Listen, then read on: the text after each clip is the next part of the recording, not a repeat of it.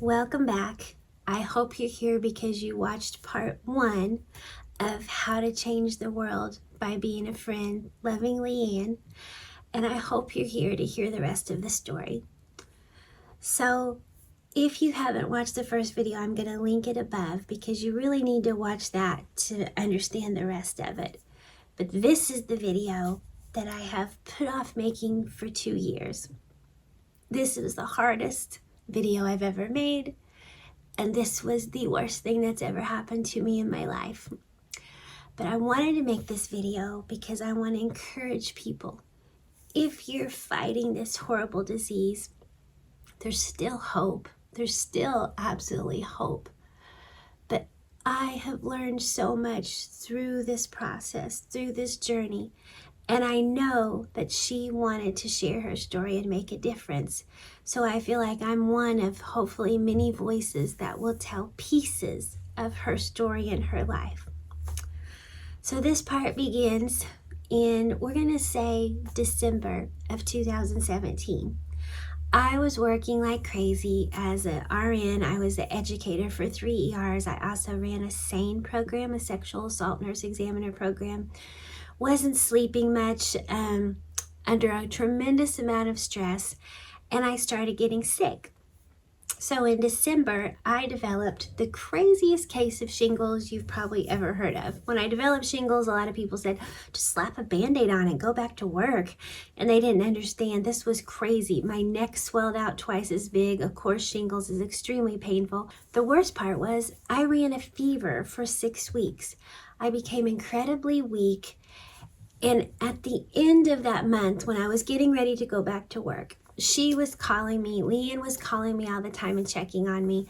And she said, let's get you out of the house. And I said, I want to get out of the house so badly, but I'm so weak, I can't hardly walk across the room. And she said, it's okay, I'll push you in a wheelchair. I said, you're 90 pounds. I'm a lot more than that because I had gained some weight and got a little chubby back then. I said, you can't push me. And she was her defiant, giggly self and was like something like, watch me.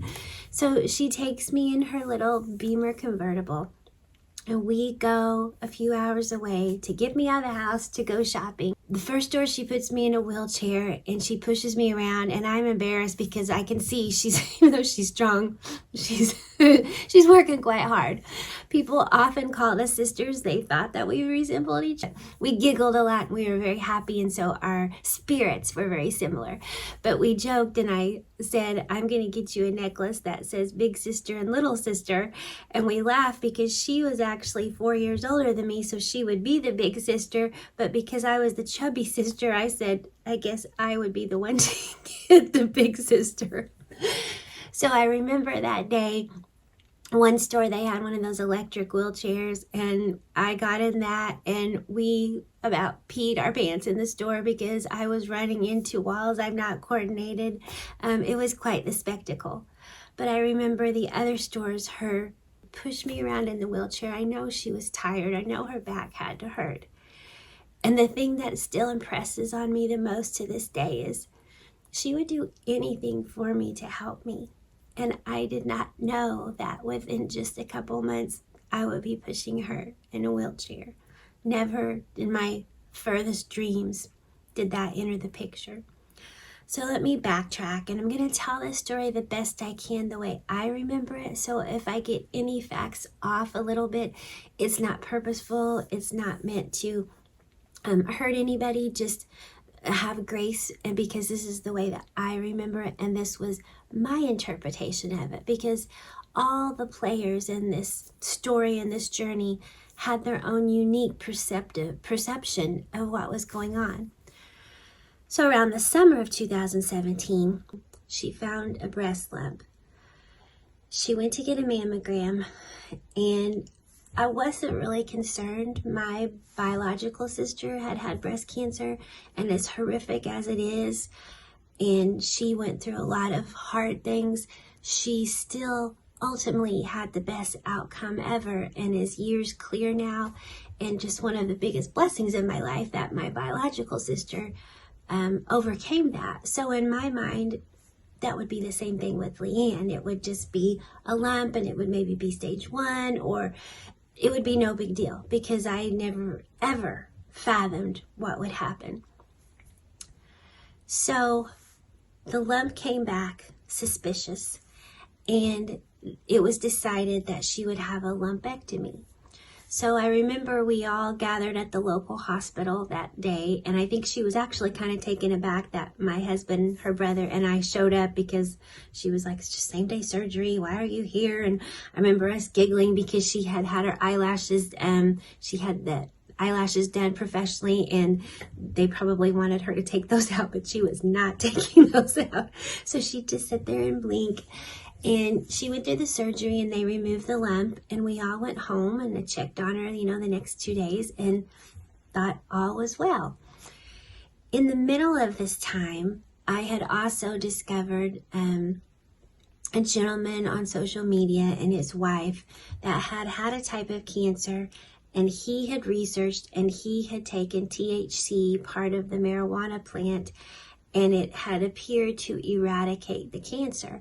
So I became really fascinated in those studies, and I did a lot of studying on the side, and I had shared that with LeAnn, and she and I both had researched, and there seems a lot of promise to some types of cancer, some parts of marijuana eradicating. So about that time, she told me that she went to a oncologist, a local oncologist, and when she walked in, he told her that they had lost the biopsy, and because they didn't know exactly the severity or what kind of cancer it was, that they were recommending a mastectomy and chemo. And she asked me what I thought, and I just remember all the pressure of someone asking you that. And I said, LeAnn, I don't know. I think you need to get a second opinion. And I remember her saying, well, I think I'm going to get the mastectomy, but I'm not going to take the chemo without knowing what type of cancer it is. And so I said, okay, I support you in whatever you want to do. And she said, I think I'm going to get some of that THC, the medical marijuana, and see if that helps with this. And so I remember being a little nervous, but saying, okay. So by this time, it's around August of 2017. Her son is getting married. He has met the love of her life, which LeAnn absolutely adored his wife. And they planned a beautiful wedding in Paris. I've never seen LeAnn as excited as she was about that wedding. So they all went to Paris. I didn't get to go. I had to work. And he got married with his new bride, and things were going along great. And the next thing I know, she and I were going shopping one day, and all the way, it was a 2-hour drive. We were going up to Home Goods a couple hours away, and I remember she kept rubbing at the seatbelt, and I finally said, what are you doing? Is something bothering your skin? And she said, yes, I just got this really tender spot, and it was like up here. And I was like, huh. And then all of a sudden, the nurse in me, I looked at her and I said, is that the side that you had the lump on? Now, mind you, she still hadn't had the mastectomy. That was pending. It was supposed to be scheduled a couple hours away at a large hospital, but that hadn't happened yet. And I just looked at her and I said, is that the same side that the breast lump was on? And she said, yeah, but it's not that. I'm not sure. And I said, when we get home, let's get you in to get an ultrasound. They'll do an ultrasound and make sure nothing funny is going on. I was always very careful not to say the wrong words, I guess, because my family and her family are very faith-believing people. We've seen a lot of miracles in our life, and a lot of our family has been taught not to speak out negative things. And I do believe that death is in the power of the tongue. So I do believe there is an element to being careful about what you speak. But at the same time, I personally believe that sometimes it's okay to matter-of-factly talk about something. So that was something that was very troubling for me throughout this whole course, because I had to be very careful what I said, because I didn't want to offend her. I didn't want to go against her beliefs. I begged her to go in and get the ultrasound. I called her the next day and I said, did you get an ultrasound? And she said, no, but I called the surgeon. And I said, what surgeon? And she said, the surgeon who's going to do the mastectomy. She said she contacted the surgeon, and the surgeon thought maybe it was an abscess. And I said, LeAnn, I think this was October, November. I said, your surgery was back in the summer. You wouldn't have an abscess months after that. That would be highly unlikely. And I really, again, encouraged her to go get an ultrasound. She said she sent a picture to the surgeon, and the surgeon said it looked fine, and I believe gave her some antibiotics, and her husband took off on a trip to California because she was so excited that her daughter was getting ready to go to a college that was also a ministry type college. So all of LeAnn's dreams were coming true for her children. So I believe it was in late December, early January 2017, 2018. I went to my mother-in-law's, LeAnn and my husband's mother, and we were chit-chatting, and I noticed my mother-in-law was looking down on her phone texting, which is not something she normally does when we're over there visiting, and she looked troubled, and I said, what's wrong? And she said, LeAnn is in terrible pain, and Dave doesn't know what to do. And I said, what's going on? And she said, that lump on her chest. And I said, what lump? And she said, that lump that had been bothering her that they thought was an abscess, and she took antibiotics, she's been excruciating pain. Well, LeAnn hadn't told me that, and I was quite upset. And I told them, let's go to my emergency room right now, I'll meet you there. So I met them. They drove to my emergency room that I had formerly worked as a charge nurse. And I just knew in my gut, right then what we were going to hear. Of course, I didn't say it. I didn't speak it. I began to pray and pray and pray. But my worst fears came true. I knew something was wrong because all my friends were there. I'm friends with the doctors, the nurses, and when I got there, they were all so friendly and sweet. And after LeAnn had went back for her CAT scan, before they had come in with results, I went up to the nurse's station to say something to my friends, and no one would look at me. So I remember right then thinking, this is not going to be good. So the doctor and the PA came into the room and gave us the diagnosis that it appeared that she had metastasis of the breast cancer, and they thought that they saw some in her liver and the spine, but they needed to go for follow-up. LeAnn got set up with an oncologist 2 hours away, and I began taking her every other Friday to her chemo treatments. She was very reluctant at first to take chemo. She was confident that she was going to be healed. Most of our family believed that she would be healed as well. But it's a hard thing when you have a diagnosis like that. You want to have wisdom, and you want to believe that God's going to do it in whichever way he wants, but you also want to have wisdom. Those of you who've battled the horrific evil that's called cancer know pretty much what the journey is like.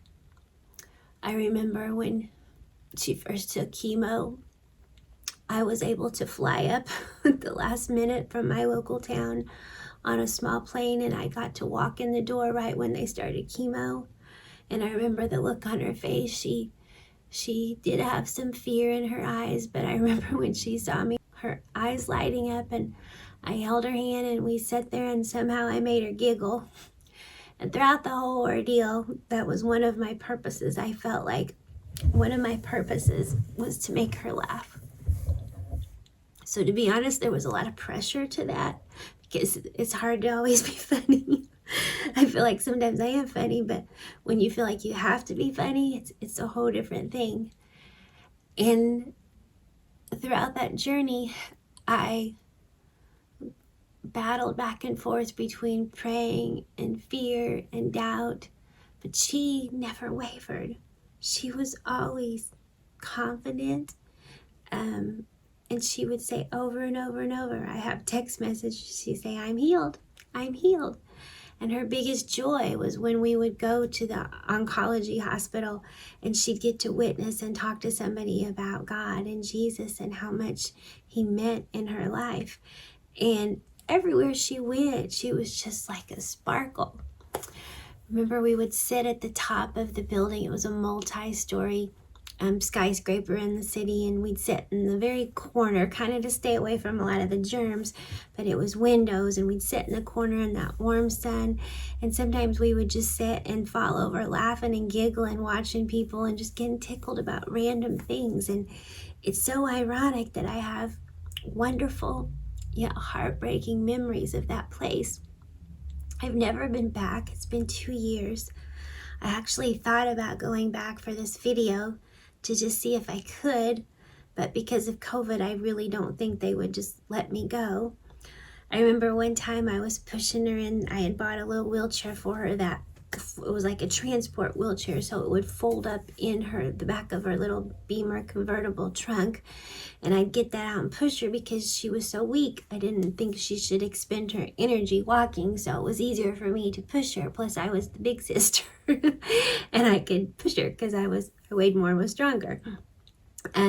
That was also the time in my life when I was going through all that stress, and I developed this crazy fibroid tumor that made me look 6 months pregnant. So people would often stop us and ask when I was due. Well, my surgery to have that removed was May 18th of that year. And so she and I would just say, when is your baby due? May 18th. And we would just squeal and giggle and laugh.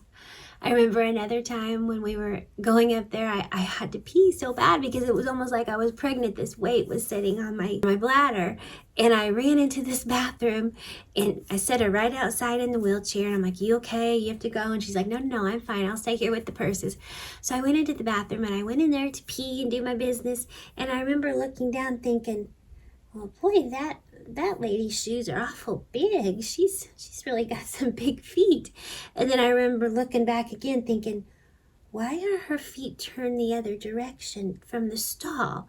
And all of a sudden, as I'm trying to pee, just the fear of God comes over me, and I thought, oh, I'm in the men's bathroom, and there's a man right next to me in a stall on the other side of my stall, and he must be using the urinal, and I didn't know what to do. So I sit there for a long time, and men came in and out and waited, and I finally waited till there were no feet.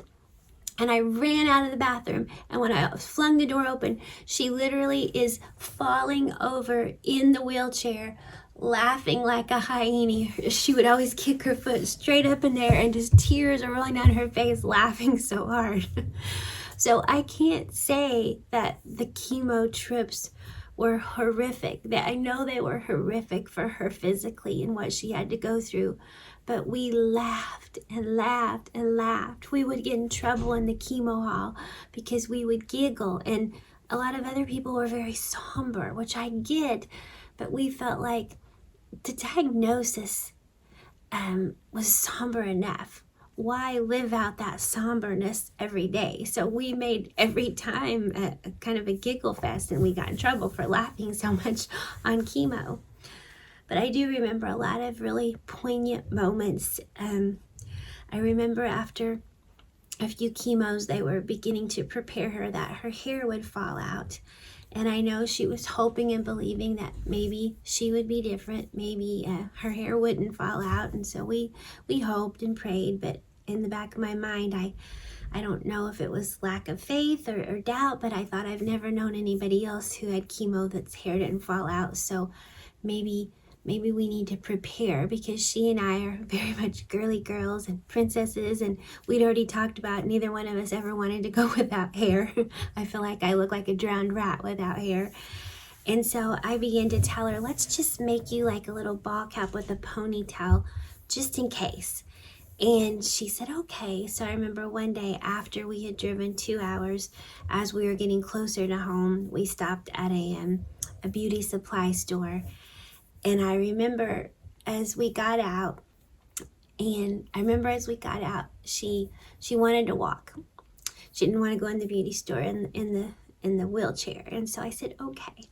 And I remember as she got out of the car and I looked at her, I remember her hair was starting to come out in the back. And I remember her turning around saying, do you see some hairs coming out? I feel like some might be coming out. And I was like, just a little bit. But I remember seeing the wads of hair coming out. And I remember going into the beauty supply store, and we were trying to find some pieces of hair that we could make. And I remember the lady being ugly and hateful. This is how people are in life. They don't even know what you're going through. And I remember her just blowing us off and being so hateful. And I thought, if you even knew that I'm here with my beautiful best friend and her hair is starting to fall out and we just want to find something to make her look normal, and here you are just being hateful. So just again, a reminder, you never know what people are going through. So we got the hair, we came home.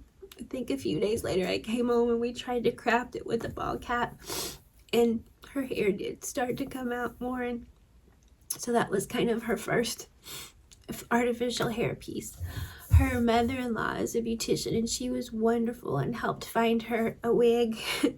And we all kind of like remarked, LeAnn is the only one that could look absolutely fabulous in a wig.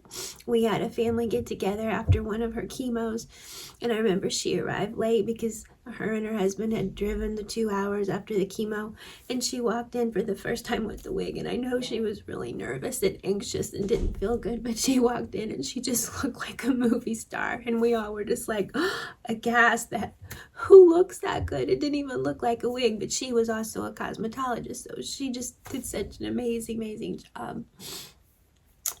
I also remember a lot of times I would go to pick her up on those Friday mornings, and she would be so sick even before we left. But by the time we got to the end of her driveway, we both would be trying not to be. We would be laughing so hard just about random things. I remember one morning she was so sick, and we were on our way for all the tests and the chemo, because they would do them all on one day. When you go up there, they want the MRIs and the EKGs and the ultrasounds and the chemo, and so it would be like an 8-hour day of all this stuff. And I remember we weren't maybe 20 minutes from home, and she was just so absolutely sick, and so I would try to rub her hair and rub her back. She was vomiting in the truck or the car, whatever we took that day. It was the car. We took the little Beamer convertible. She always made me drive her little Beamer convertible, and she laughed every time because, yes, my husband jokes I have a master's degree, but I have hard times sometimes with simple little things. And you know how the Beamers, you push a button instead of a key, you push a button. I could never figure that out. Like, you put the kind of key thing in and then you push it a little, and she would just laugh and laugh and laugh and say, my sister has a master's degree. But I remember I was driving her Beamer one day to chemo, and she was so sick, and she just looked at me with this absolute desperation. And I remember I put her flashers on, and I just floored it. And I'm really big about going the speed limit and safety because I'm a trauma nurse, but I was going about 140 miles an hour driving, trying to get her to the hospital, and we pulled right into the ER because she was just so sick. And that, to me, is when I remember things really started going wrong. And it seems like from that point out, the cancer just kept getting worse and more aggressive, and she didn't want to take chemo. She didn't believe in chemo, but if she stopped taking chemo, it seemed like it would just get more aggressive, and then it would cause more pain. And so then it just became a cycle of in and out of the hospital, trying to keep her pain under control. But the whole time she would always just say, we win, I'm healed. And so I think we still all expected that healing to come. I remember times where I would work all day and I would fly up to St. Louis. I got to know the local airport pilots very well, and I would Uber to the hospital, and me and her husband and her mother-in-law and one of our other friends, we would take turns staying with her, staying all night, so somebody was always there at the hospital. And I remember also the nurses weren't always nice. Sometimes they were great, and sometimes they were not, which just really appalled me being a nurse. But I remember it just starting to get so bad, and I drove home one day, and I remember just screaming at the top of my lungs at God, why her? And if If she's not going to be healed, why does she have to suffer? So the thing just began to snowball. The pain got worse. Trying to keep her medicated, I remember we had a whiteboard and I would spend literally an hour, like 60 minutes, trying to figure out all her pain medicine and look at what would interfere with what, and people just have no idea unless you've done it, trying to make it where she's not constantly swallowing pills and divvied up where the side effects didn't interact with this side effect. And I would work so hard to get her on this regimen, to get her out of pain, and so she could actually swallow them and not vomit. And then the next day I would go back and somebody would have changed the medicine. And it's not that I'm mad at them for changing it, because everybody was just trying to do the best they could for her. And a lot of times they would feel like she's too sedated. But my heart would just sink because I would try so hard to get her on this regimen, and either it wouldn't work or we'd have to get a new regimen. She'd get better for a couple of days, she'd get worse. And her little body just physically started to waste away, and we all saw it, but nobody wanted to acknowledge it because we were all still waiting for that healing. And she was too. She would play praise music around constantly. We would all pray and sing, and she never how somebody can be going through that and she never stopped praising God, ever. I've always thought, what a reward she must have. And I think about that suffering now, and yes, it makes me cry. But I think about where she's at now, and that suffering is probably nothing to her. If she even has the ability to remember it, I wonder if she would laugh, because it was probably like a split second in time. If you get the reality of heaven and what waits for us, I don't think that our pain would be as severe as it is here. But I think that our mindsets are completely different. I think our mindsets here are not made to understand what eternity is like. For some reason, God didn't plan it that way. And sometimes I wish he would have, although he didn't ask me, which is probably a good thing. I can't even turn on the beamer button. I eventually did learn how. But that fact always frustrates me, because I just see so many people going through life and either not acknowledging God or denying God, and never thinking about the fact that this is such a temporary life. It's such a short moment in time.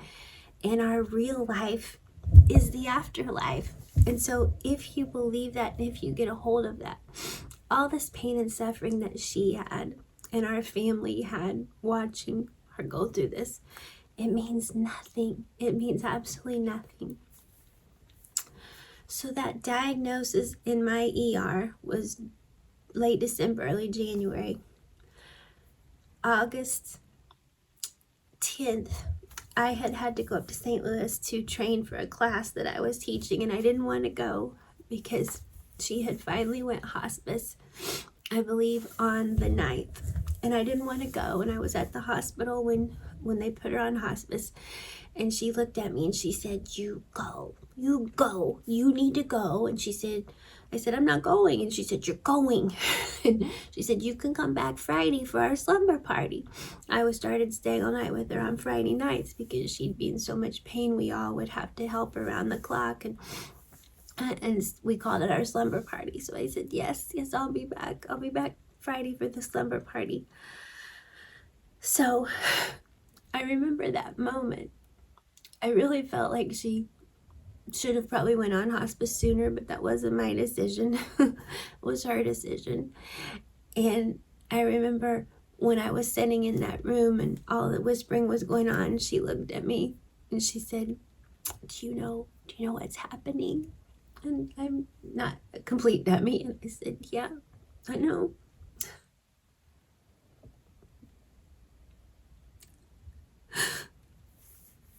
And she looked at me and she grabbed my hand and she said, I'm excited. So I knew that that she knew if this was the course that it was going to be, that she was going to be in eternity. There wasn't going to be any more pain. There wasn't going to be any more wigs. There was going to be such joy and happiness, and it was so inspiring in that moment of despair to all of us. And she was still rejoicing. So I reluctantly went 2 hours away to St. Louis to my class that I didn't want to go. And I literally, my 2 girlfriends, I felt sorry for them because we had an Airbnb, and I know they thought this was going to be like, yay, fun time. And I literally just like cried the whole day and a half. And I remember the second day, the instructor sitting in the hall with me and talking to me about LeAnn and how she had had a loved one go through a similar situation, and I couldn't hardly teach because I was crying so much when you know that your best friend is about to leave this world. So she sent me home and I was supposed to stay with LeAnn. That was Friday, the August 10th, and so I drove the 2 hours home. And I came home and I took a nap for just a couple hours. And then I went over to LeAnn's house to start visiting with her. I think it was like 7-ish. And I remember when I walked in, everybody said, she's rallied. She's done better. And they said she's been out of it since you left, like sedated. And she just kind of perked up. And so she was sitting on the couch. She had oxygen. That's the first time she'd ever had oxygen. Very weak, but she was smiling. And I said, let's go see if the kids will bring over the baby. It was her grandbaby, had been born in the midst of all this. So they came over and she got to hold her grandbaby, and we took pictures, and they visited for a while, and then they left. And I've always been so grateful because that night, her best friend of her entire childhood and life, who lived in another state, but they were so close, she came and stayed with us that night. So it was me and her. So we took turns, and she took the early hours of the night because everybody knows I'm like an old woman. I go to bed at 9 o'clock. So she stayed up with her and helped her the early part of the night. And then the later part of the night, she rested in a chair, and I got up and took care of LeAnn. But I remember that night was very rough. Most of the night she slept okay, but there were several points where the cancer had just attacked her body so much that it really was a battle. And she had a PCA pump. But I remember her sitting up once and grasping at my hands, and it was the first time I had ever seen any fear or not peace in her. And she said, help me, help me, help me. And I said, I am helping you. I'm not leaving you.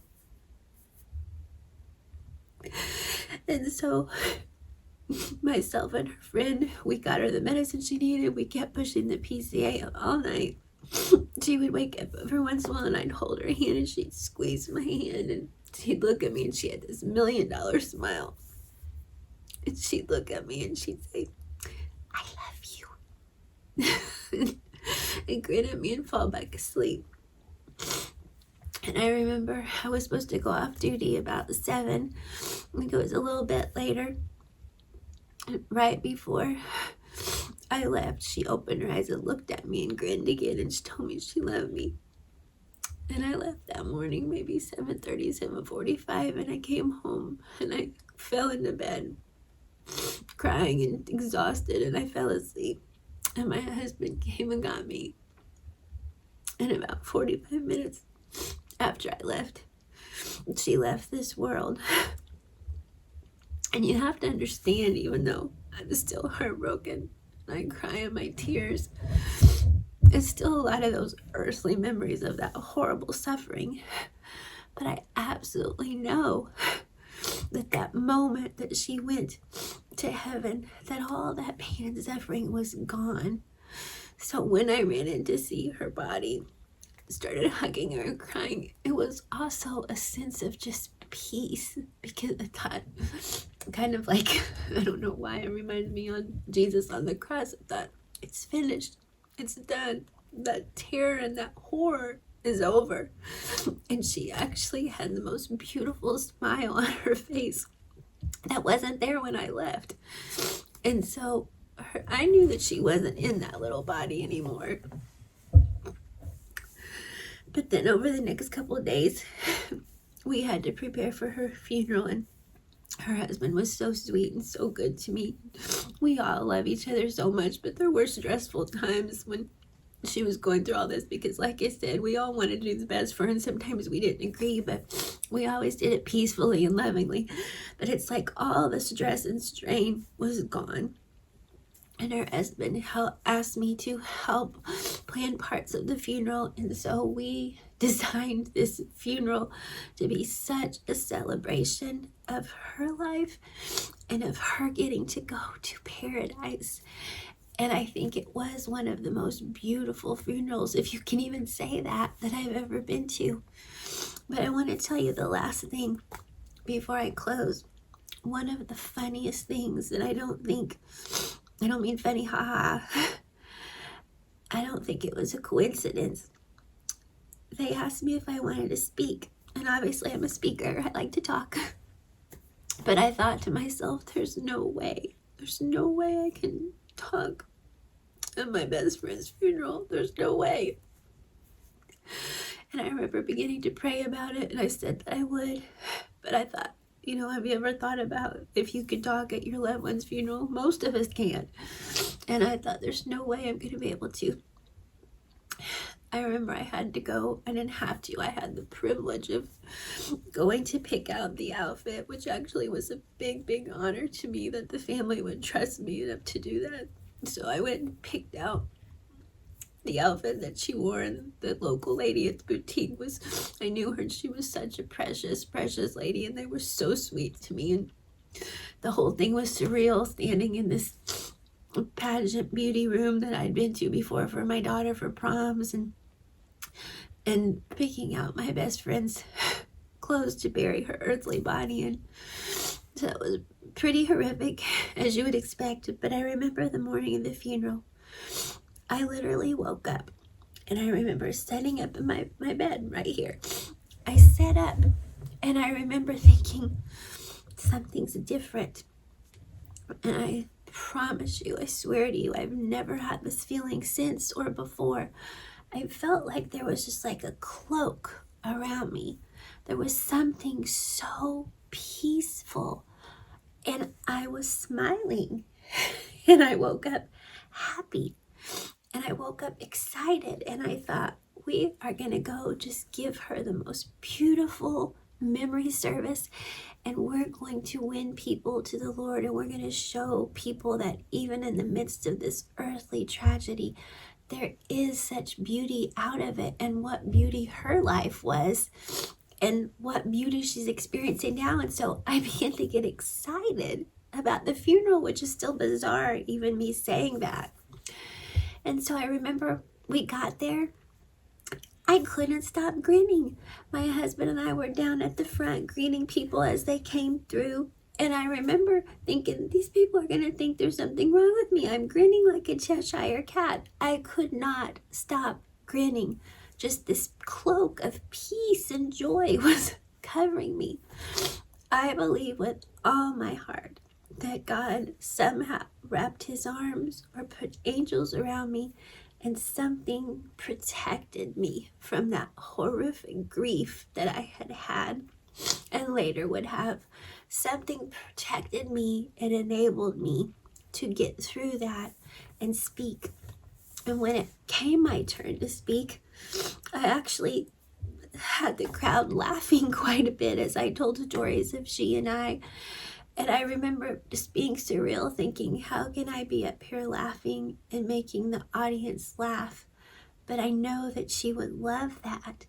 And again, we were celebrating joy. I remember that day saying, I had a black and white, very pretty Calvin Klein dress my husband had went and got me at Famous Bar. We went and picked it out. And I remember telling the audience, I'm not here wearing black today because I'm grieving. That's not my friend laying there in that beautiful dress. It's like a locust or one of those creatures that shed shed their skin, and is it katydid? I don't know, that you find on the trees and you find their little hard shell. I don't know what insect that is. I'm not an insectologist. But I said, it's to me her beautiful body that she had here is just laying there as a shell. So I'm not wearing this black today for grief. I'm wearing this black dress because I'm fat. Which was true. I was chubby at that time. And they laughed and I laughed. And I just began to share the stories. And my biggest hope that day is for her, that I could have maybe made an impact on one person in that huge church full of people, that this isn't it, even though on earthly standpoint, this journey that we had just went through with her and that she had endured seemed so horrific. She actually had the greatest reward now. And sometimes I think we try so hard to keep people here. Of course we do. We want them. I wish that I still could pick up the phone today and call her. But that's just a selfish thought, because why would I wish that on her? Why would I want her to be here in this COVID junk and all this mess when she is walking on grass that doesn't bend and she's seeing colors 5 million times more vibrant than my yellow shirt? And the joy that she has, why would I want her down here? And the pain and the absence that we feel here, it's like a blink in the eye, a blink of the eye compared to when we get there. Time, the essence of time, I think is just completely different on this earth. So my joy lies in not thinking about the horror of the physical earthly things she went through and we went through. This may be the last time I ever share it, but my joy is number one, knowing that God chose that little 90-pound woman to transform my life. Maybe for a short period of 8 months, I got to pay her back a little bit of the love and kindness that she showed me. I get to live out the rest of my days, as long as my days are numbered here. I don't know the number, but we all have a number of days. I get to live it out with her brother, who I adore, who is so very much like her. And I get to laugh with him until the day that we all get to go to heaven and see our Creator and Jesus and LeAnn. So the story is not over. LeAnn's light will never quit shining. A couple neat things. LeAnn's light is always going to shine in my life. When I look at her brother, when I look at her pictures, when I look at all the things in my house around me that she bought me, it's just hope for me that I'm going to get to see her again. And it reminds me to not be such a stinker sometimes and be like she was. If somebody would call to ask her to babysit or go get something or do something, she would always drop everything she was doing at that moment. Something really neat that happened a month or two after she went to heaven was that little car, that little Beamer that I couldn't figure out how to turn on the ignition. Her husband decided to sell that a couple months later because he didn't really have a need for a little convertible. He needed more of a truck. Because my husband, who I always say is the sweetest person I've ever met, bought me LeAnn's car. So my car now is her car. I'm very sentimental. I've never removed. She has 2 hair ties on the little windshield wiper, and she hung those there so she could put her hair in a pony when she had the convertible top down. I've never removed those. Many times I go places and people say, I love your car, because it's a beautiful, it's an older little Beamer convertible, but it's a beautiful little black Beamer. And I've had people say such sweet things, and I've had people say odd things. One time a man at the post office when I was getting out said, that looks like a car you would have. And I said, let me tell you about this car. And I began to share with that man about LeAnn and how I got that car that I drove her to chemo and 90 miles and 130 miles. I began to share with him how I got that car that I used to put the wheelchair in for her. And I got that car that we would drive week after week, giggling and crying and screaming throughout that whole ordeal. And how much that car meant to me. That car is not precious to me because it's a BMW. That car is precious to me because she and I made wonderful, wonderful memories in that car. Though we've come to the end of this video, two-part video, yes, I've spent the last 2 years feeling sorry for myself and wondering why. But I have come to realize that life is so much more than here. She's not here, but she's there. There is an eternity in life ever more vibrant than here. And I talked to a really neat lady today that really made me think about, I have a job left to do without her. I was so blessed that God picked me to get to be the recipient of her love and her assistance in transforming my life. And now I believe that she has a role in heaven.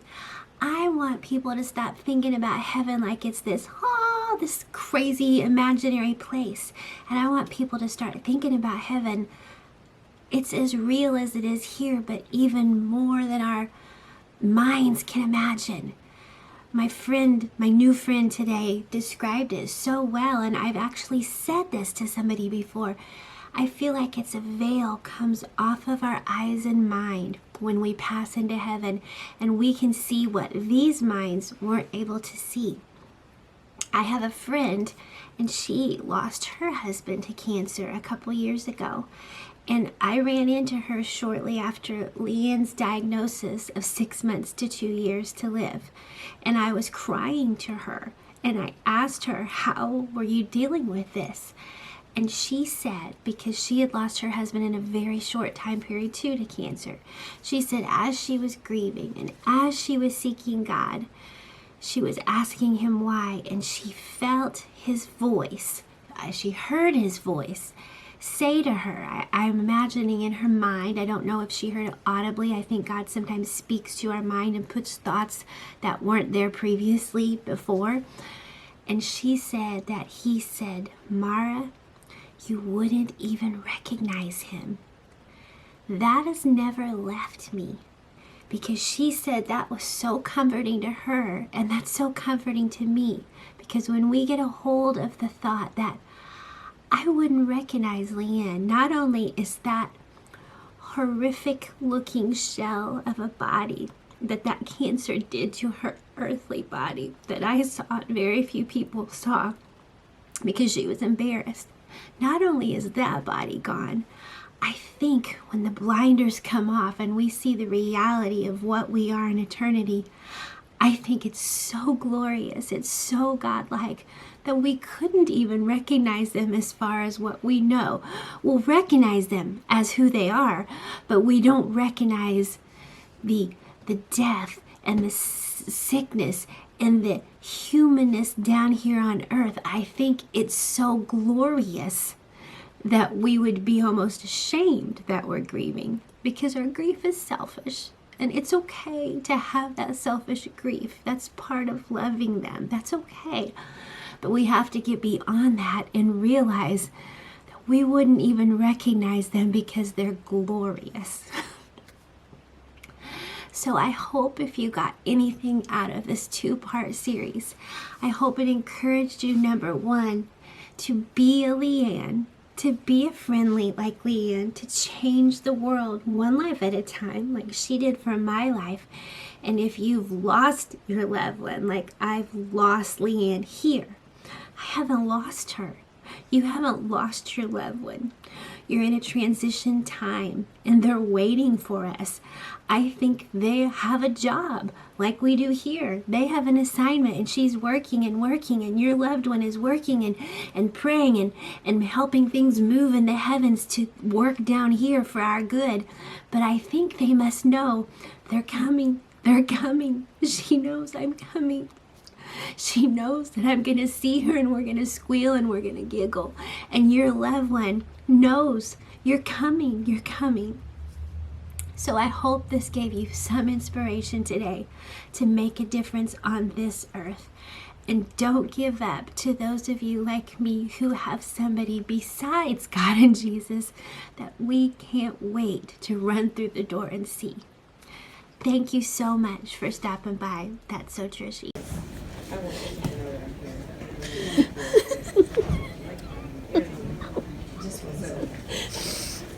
Stop it. Just for me, just me. My Savior died upon the tree for me, just for me.